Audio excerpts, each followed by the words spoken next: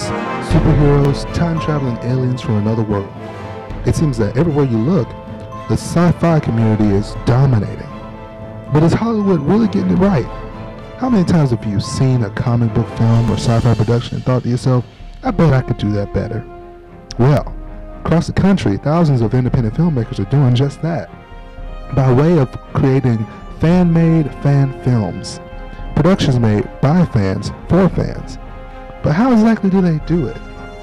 How do they make these fantastic projects and subject matter and get away with it? Well, that's what we're about to find out right now. Every year, independent filmmakers set out to create a newer version of their favorite series or show, but how exactly does that impact the independent film community? I've gathered a couple of fan film directors and producers to talk about just that. I'm Richard Hempton, and I'm currently working on a Doctor Who fan film called Doctor Who, The Forgotten Doctor. Hi, my name's Kurt Bergeron. I'm an actor, writer, director, videographer, production designer, and voiceover artist from Boston, Massachusetts. I work on mainstream and independent films. Most recently, notably, I worked on a film called The Fighter, Grown Ups, Here Comes the Boom, and Joss Whedon's latest film, which is called In Your Eyes. It's for his new production company. It's just formed. This is the first project that he's doing for his new company. I also provide the voices for audio productions, which include fan films, and my favorite, of course, is Doctor Who. And I think that one of the benefits of doing a fan film and not really being completely anchored to the original material is that you can explore things that the original material wasn't able to in the time that they had, or they just didn't think maybe there was an audience for it. So you get a little bit more freedom. I don't know if I think fan films directly affect the independent market. It certainly, though, introduces younger people to broadcast quality equipment, cameras and audio, at a much earlier age. So I think we're going to have a serious boom, I think, in young independent filmmakers. They're just learning the equipment, and they're a force to be reckoned with, because the equipment that we have access to and we're using is on par with the equipment that the big boys are using. I mean, as far as how it impacts the independent film, I think that independent filmmakers that decide to do fan films, it's really attaching yourself to a larger name. It's kind of a ready-made fan base, and it allows you to explore your creative side with a set of rules. Because I know a lot of times independent filmmakers kind of fall into this trap of only doing their own stuff, and then your work becomes inbred, and I think that's a very bad thing for the art of film and for the independent film community, really. So you get handed this new set of rules, and you have to work within them because you want to keep your fan base happy. Now the good thing is that it's kind of a pre-made fan base, and as long as you stay true to it, you can do a lot of really cool things with a set canon. Lots of people are using DSLRs, those are very popular right now. And the funny thing is, you don't even need a permit to use them. I mean, you do, but they look like a still camera. So you go around town and everyone thinks you're just taking pictures, but you're really filming your friends in some production. So the means to create something that's visibly and audibly fantastic is easier and easier and cheaper. What made me want to do fan films? Well, when we started writing our first fan film script, it was about 1997, 1998-ish. And it was Doctor Who, because we're Doctor Who fans, and Doctor Who went off the air originally in 1989. I'd been watching the show since I was 4 years old. I was a Doctor Who fan through all the years that it wasn't cool to be a fan. And now it has this great big uprising, which is fantastic. At the time, we didn't have anything since 89. It'd been 10, 11, 12 years. And we were just thirsty for new content. And if they weren't going to give it to us, we were going to create it ourselves. And I think a lot of fan films started that way. I guess what got me into wanting to create and work on fan film was, I mean, I'm a huge Doctor Who fan, and I mean, I'm not gonna lie, it's a great place to showcase the talent of a lot of people, including myself. You know, you again, you got this set of rules that you get to use, but it's such an already established phenomenon. I mean, it's worldwide popularity, and I think that I wanted to tell a new Doctor Who story, something that had never been done. Unfortunately, our fan film never happened.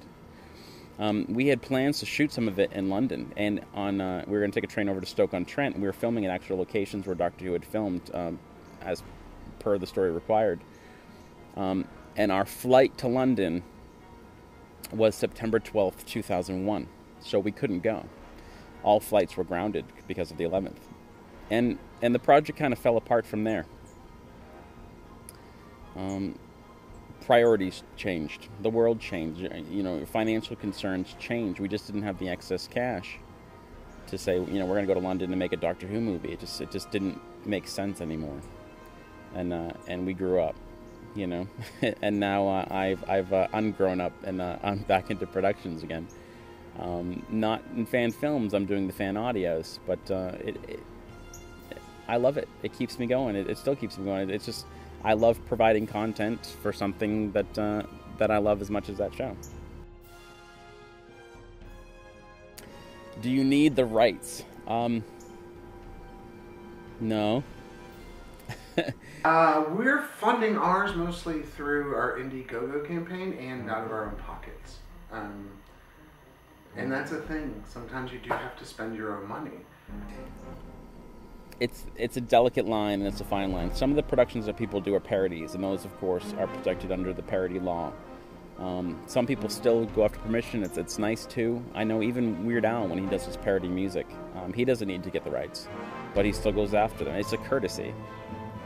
But we're, you know, trying to get fans involved and get them to support us, and on Indiegogo, I mean, there's crowdsourcing out there. There's all kinds of websites and stuff that let you do that. And that, I think, is currently the most efficient way to fund a fan series, is because it gets you in contact with the fans, and it allows them to be a part of it. Fan films do not need permission from the studios. That said, you cannot make money doing it. That crosses that line. As long as you're doing it with your own money and you're not making money doing it, then they really don't care. Again, when we were going to go to London, I called the BBC and I said, hey, you know, we're coming to London, we're going to be filming this fan movie, you know, yada, yada, yada, gave them the story, we would like your blessing. And they said, we'd prefer that you didn't. And they said it in a way that it wasn't so much, you know, we're going to sue you if you do this, but they aren't in a position to give fans the rights verbally to do the fan films. At the same time, they don't do anything about it. I think they do appreciate it, and they know that creating fan films keeps our imagination going and keeps us in love with the program and keeps us wanting to see them create more content. We're not excluding their content. We're just putting more of it into more than they can provide into our lives, because we love it so much that we eat, drink, sleep, breathe, dream it, you know. And we'll take as much as we can get. There's a fan film, Uncanny X-Men, done by Eric Green and Shabaka Screen, that really, I think it was spawned, in just my opinion, it was spawned from the fact that the most recent X-Men movies were so far away from the canonical universe that was created by Marvel. Now, granted, Marvel has several universes, so who's to say? But I think they really kind of mussed up the characters and the people in that universe that we all really came to love as kids in the comics. So they're doing it like almost a panel by panel remake of the comics, which is really kind of cool. Very difficult, but really kind of cool. But again, it shows the studios And lets Hollywood know that, you know, we are paying attention. And if you don't do a good job, we're going to do it for you. The rights to the original material belong to the original makers of the product. So, I mean, BBC, like, it owns the Doctor Who image, and, you know, it's trademarked, and but it's a gray area, and most of the time, these big, you know, production studios, they don't mind the fan film so much because it honestly is like free advertising for them. But in the end, we're doing it because they let us do it. At any time, they can give us, they can tell us cease and desist, and you have to. But with fan films, you don't make any money, and that's really the big concern with production studios, is that someone else isn't making money off of their product. And fan films don't make money. You can't really. That part is illegal. I mean, just get out there and do it. Get a camera, or get somebody who has a camera, write a script, use your imagination, and do it. Because really, it takes a lot of planning, but you have to start somewhere. Get your friends, you know, and when we started, our videos were pathetic. I say that lovingly because, you know, but it's where you start. Grab a camera, go to your local access station, you know, you can get them cheaply for $100. You can get an HD camera now at Best Buy, and you can just run around your yard with your friends. I mean, you get better by doing it, so do it. Biggest obstacle? I would say getting quality talent to work for free. So you have to find not only really big fans, because to be honest, the only people who are going to do this are people who want to showcase their talent, or people who love the fandom surrounding your series, who are willing to work for free. But you also got to find the ones who are talented also. So that can be a little difficult sometimes. Money, of course. Everyone wants the best sets. They want to build their own TARDIS. They want their own console room. And not just Doctor Who, but I mean anything, whatever. You know, if you're doing like a Firefly series, you know, you're gonna want to ship. I mean, everything comes with its expenses. The other thing, I mean, music. Everyone falls in love with the music of the series, but you don't really have the rights per se to use their particular music or footage from the actual show. So just coming up with aspects that really can't, you know, sometimes the things you love the most about the show are the hardest to recreate. Funding a project like this, I mean, there's lots of, in the old days, you know, you can't charge money selling copies of it either. You can't sell your DVDs, so what people would do is they would set up a website. They would send you it for free, certainly, but there was a donation button, and you could donate as much as you wanted. Typically, people have said, you know, at least please cover the expenses of, you know, the case that it goes in and the disc itself. I mean, it was like $5 or something, but, you know, sometimes people put in $25, you know, $50. I mean, it depends. But now there's Kickstarter and there's Indiegogo and there's other ways to raise money. Of course, you can still do the donations. Budget is a funny thing, though. I mean, again, like, as I said, fans are forgiving and they understand what position we're in as fans. And they honestly respect that you try. The funny thing about budget and productions, if you are an independent filmmaker and you send your film to Hollywood, not a fan film certainly, but an original production, typically I've heard that they'll look at it and they'll say, you know, hey, you know, the locations weren't perfect. He didn't have the means, or she didn't have the means. We get it. You know, the special effects weren't great. He doesn't have the capability. We get it. The only thing that they look at really is the acting, and as you as a director, where did you take your actors? Because actors is the only thing that you always have control over as a director. And in terms of fan films, we're interested in having another good story. I would rather have a really great story portrayed really well than to see all the bells and whistles and everything. And especially when you look back in the Doctor Who series, I mean, we still fell in love with that show, and there was like styrofoam monsters and everything else. So it's, you know, some of those fan productions, are the show that you're copying was campy to begin with. So, I mean, budget plays a role, but not as much as you think. Just go out and tell a really great story. I think that like YouTube and Vimeo and all of the streaming sites out there are really the new marketplace for new filmmakers and new filmmaking, like different styles and stuff that studios would never touch. It gives you know, film as an art a new medium, something to put out there, and truly, it's a truly democratic way to get feedback on your product, because you see instantly how many people watched it. You get, you know, feedback as far as comments, likes, dislikes. I mean, there are your occasional trolls, and you're gonna get that anywhere. The accessibility to YouTube and other outlets like that are certainly helpful. I mean, you know, if you're an author, they tell you to always read, keep reading other people's stuff.